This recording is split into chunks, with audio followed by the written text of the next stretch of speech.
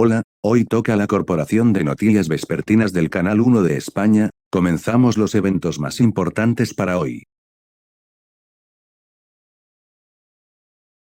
En la mayoría de las provincias de Canadá, el tercer lunes de febrero se celebra como feriado legal regional, generalmente conocido como el Día de la Familia, aunque algunas provincias usan sus propios nombres, ya que celebran el día por diferentes motivos. En la mayoría de las provincias de Canadá, el tercer lunes de febrero se observa como feriado legal regional, generalmente conocido como Día de la Familia, en francés, Jour de la Famille, aunque algunas provincias usan sus propios nombres, ya que celebran el día por diferentes motivos raones. El tercer lunes de febrero se celebra como el Día de la Familia. Casi 2/3 de los canadienses residen en una provincia que observa un feriado legal el tercer lunes de febrero. El feriado se llama Día de la Familia en 5 provincias: Alberta, Columbia Británica, Nuevo Brunswick, Ontario y Saskatchewan, Día de Louis Riel en Manitoba y Día del Isleño en la isla del Príncipe Eduardo. No existe un Día de la Familia establecido a nivel federal. Este feriado se celebró por primera vez en Alberta en 1990, seguido de Saskatchewan en 2007 y Ontario en 2008. El 28 de mayo de 2012, el gobierno de BC anunció que el Día de la Familia se celebraría el segundo lunes de febrero de cada año, a partir del 11 de febrero de 2003.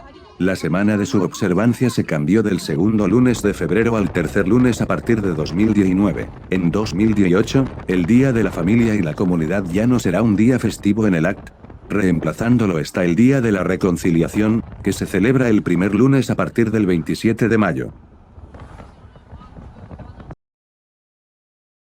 Bien, ahora pasemos al siguiente titular. En las Naciones Unidas de la Ciudad de Nueva York, declaración de Mer Margaryan en el debate abierto del Consejo de Seguridad de las Naciones Unidas sobre protección de civiles en conflictos armados.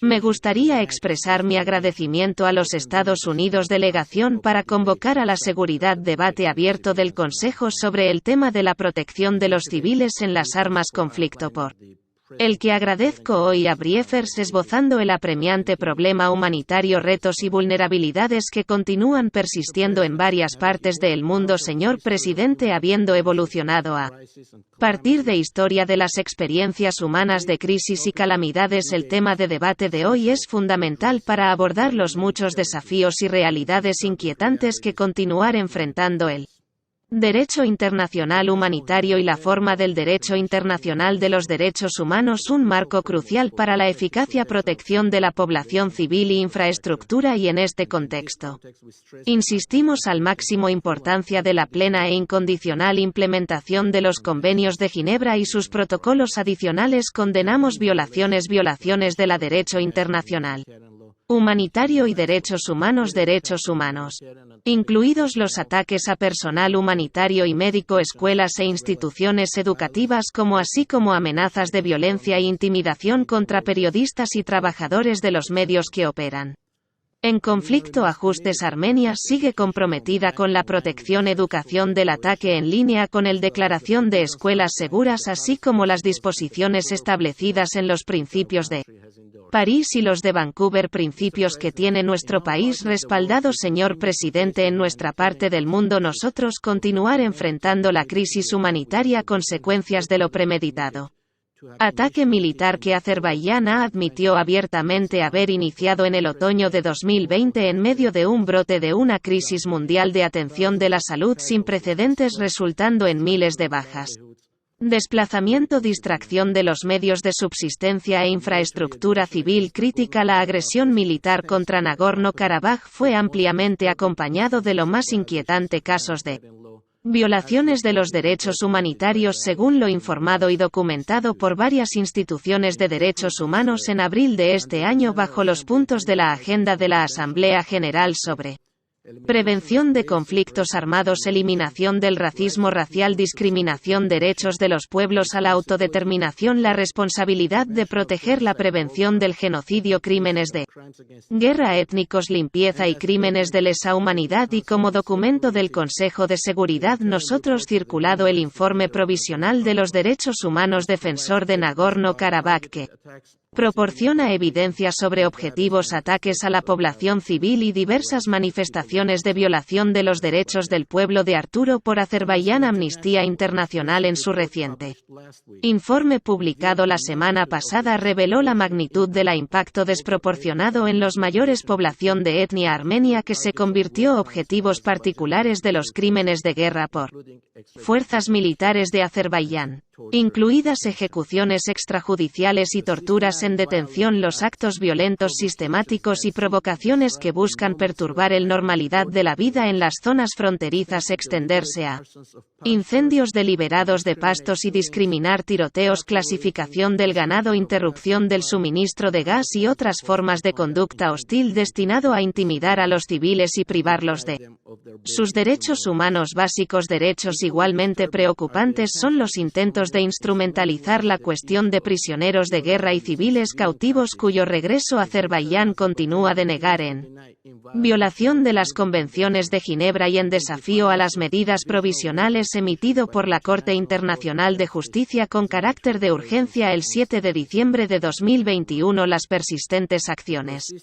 agresivas acompañado de una retórica violenta de amenazas militares abiertas, distorsionadas interpretaciones de la historia, incesantes reivindicaciones territoriales y reversiones manipuladoras de lo acordado. Los compromisos deben ser una cuestión de preocupación de la comunidad internacional. Señor presidente, la abstracción de seguro y acceso humanitario sin trabas de las agencias de la ONU a Nagorno-Karabaj, zona de conflicto, sigue socavando esfuerzos para una evaluación integral y respuesta humanitaria a largo plazo a las necesidades de la población civil en la prestación de socorro y asistencia en situaciones en las que el derecho a la vida y la dignidad humana está bajo amenaza inminente. Sigue siendo una prioridad crítica para el sistema de las Naciones Unidas para abordar de manera oportuna el problema de acceso humanitario a las personas en el terreno sin discriminación y no dejar a nadie atrás, y te agradezco.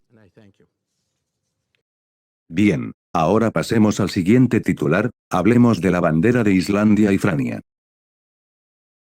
Francia, en francés, France, pronunciado FS, escuchar, oficialmente la República Francesa, en francés, République Française, pronunciado République FSZ, escuchar, 6 es un país transcontinental que se extiende por Europa Occidental y por regiones y territorios de ultramar en América y los océanos Atlántico, Pacífico e Índico.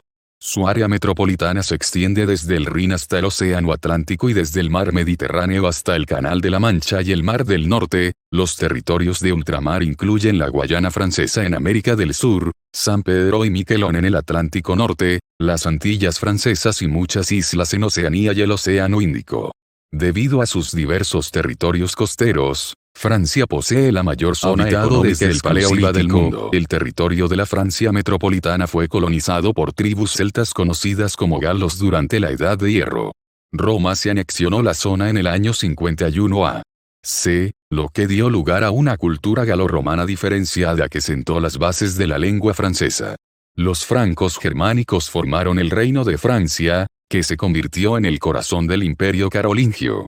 El Tratado de Verdún de 843 dividió el imperio, y Francia Occidental se convirtió en el Reino de Francia en 987. En la Alta Edad Media, Francia era un reino feudal poderoso pero muy descentralizado. Felipe I reforzó con éxito el poder real y derrotó a sus rivales para duplicar el tamaño de las tierras de la corona. Al final de su reinado, Francia se había convertido en el estado más poderoso de Europa. Desde mediados del siglo SI hasta mediados del siglo XV chica, Francia se vio inmersa en una serie de conflictos dinásticos.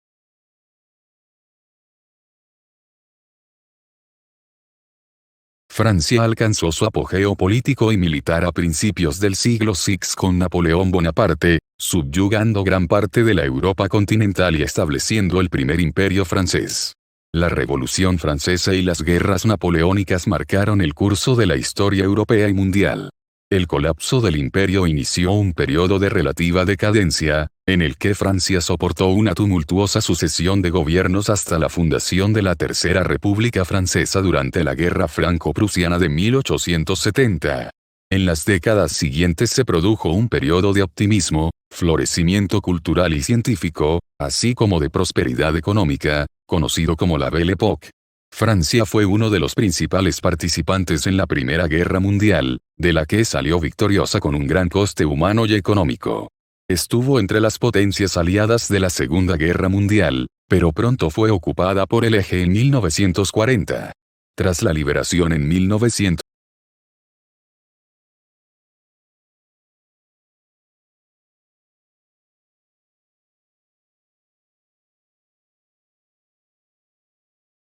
Islandia, en islandés, Island, Afi, Island, también denominada como la República de Islandia, 567 es un país soberano localizado entre América del Norte y Europa, cuyo territorio abarca la isla homónima y algunas pequeñas islas e islotes adyacentes en el Océano Atlántico.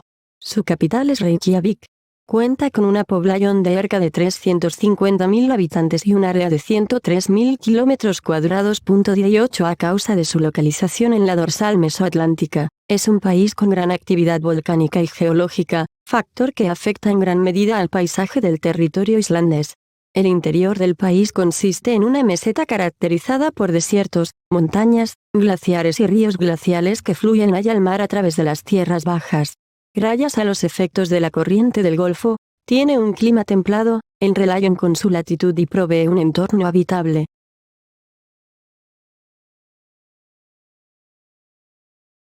En el 2008, el sistema financiero islandés sufrió un colapso, lo que provocó una fuerte contracción económica y manifestaciones que llevaron a adelantar las elecciones parlamentarias, en las que Johanna Sigurdardóttir ganó el puesto de primera ministra, quien paralelamente cobró importancia la conocida como Revolución Islandesa, una serie de protestas y movimientos de organización ciudadana que, en conjunto con el nuevo gobierno, provocó el encausamiento del anterior primer ministro de Islandia durante la crisis. Geir Haarde, 16 dos referendos para decidir sobre el pago de la deuda externa de los bancos nacionales y un proceso ciudadano que desembocase en cambios en la Constitución que culminó en un borrador constitucional el 29 de julio de 2011, a debatirse en el Parlamento. 17 Desde entonces, la economía se ha recuperado significativamente, en gran parte debido a un aumento en el turismo.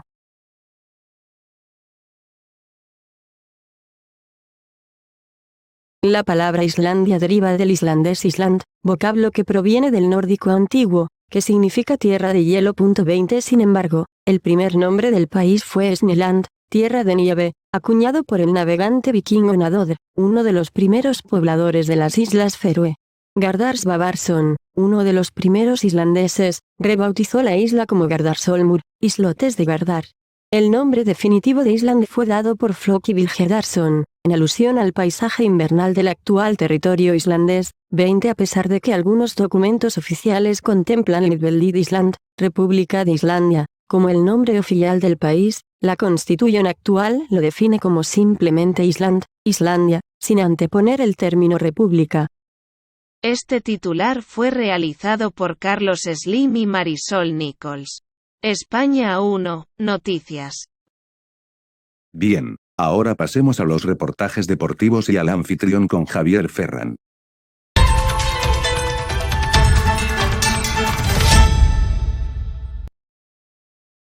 Hola, hoy es el canal de la Corporación de Noticias Deportivas de España 1, soy Javier Ferran y hoy es 27 de mayo.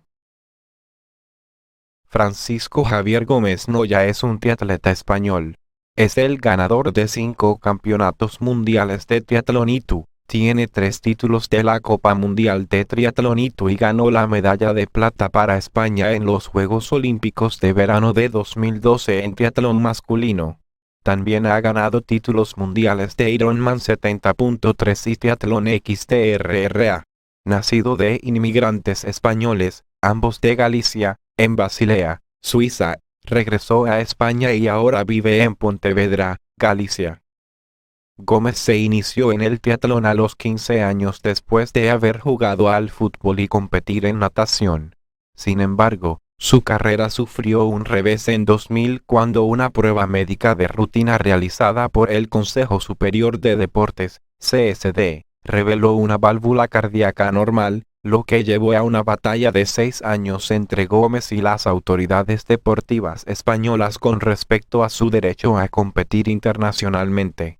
Inicialmente ganó este derecho en noviembre de 2003, pero no fue seleccionado para los Juegos Olímpicos de verano de 2004 y en 2005 el CSD lo prohibió de la competencia nacional e internacional hasta febrero de 2006. El fútbol es una familia de deportes de equipo que implica, en diversos grados, patear una pelota para marcar un gol. Sin calificativos, la palabra fútbol normalmente significa la forma de fútbol que es la más popular donde se usa la palabra. Los deportes comúnmente llamados fútbol incluyen fútbol de asociación, conocido como fútbol en América del Norte y Oceanía, fútbol de parrilla, en concreto fútbol americano o fútbol canadiense, reglas australianas de fútbol, unión de rugby y liga de rugby, y fútbol gaélico. 1. Estas diversas formas de fútbol comparten en mayor o menor medida orígenes comunes y se conocen como códigos de fútbol. Hay una serie de referencias a juegos de pelota tradicionales, antiguos o prehistóricos que se juegan en muchas partes diferentes del mundo. 2, 3, 4. Los códigos contemporáneos del fútbol se remontan a la codificación de estos juegos en las escuelas públicas inglesas durante el siglo VI, 5, 6. La expansión y la influencia cultural del Imperio Británico permitieron que estas reglas del fútbol se extendieran a áreas de influencia británica fuera del imperio controlado directamente. 7. A fines del siglo VI, ya se estaban desarrollando distintos códigos regionales. El fútbol gaélico, por ejemplo, incorporó deliberadamente las reglas de los juegos de fútbol tradicionales locales para mantener su herencia. 8. En 1888, se fundó The Football League en Inglaterra, Y gracias por compartir la Corporación de Noticias del Canal España 1. Buen fin de semana, nos vemos el lunes. Adiós. Buenas noches, y adiós a los reportajes deportivos informativos. Adiós.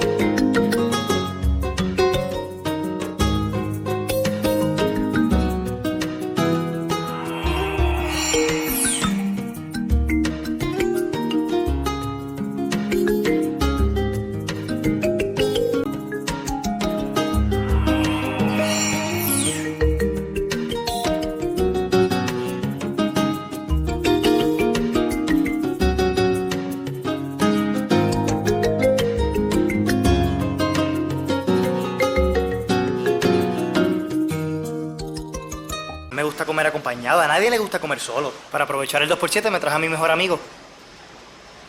Bueno, yo lo conocí en la fila, pero... cool. El 2x7 es para compartir, entre dos. 2 menús con 2 hamburguesas a elegir entre Big King, Long Nacho, Crispy Chicken, 2 patatas y 2 bebidas. Ahora en Burger King, 2 por solo 7 euros.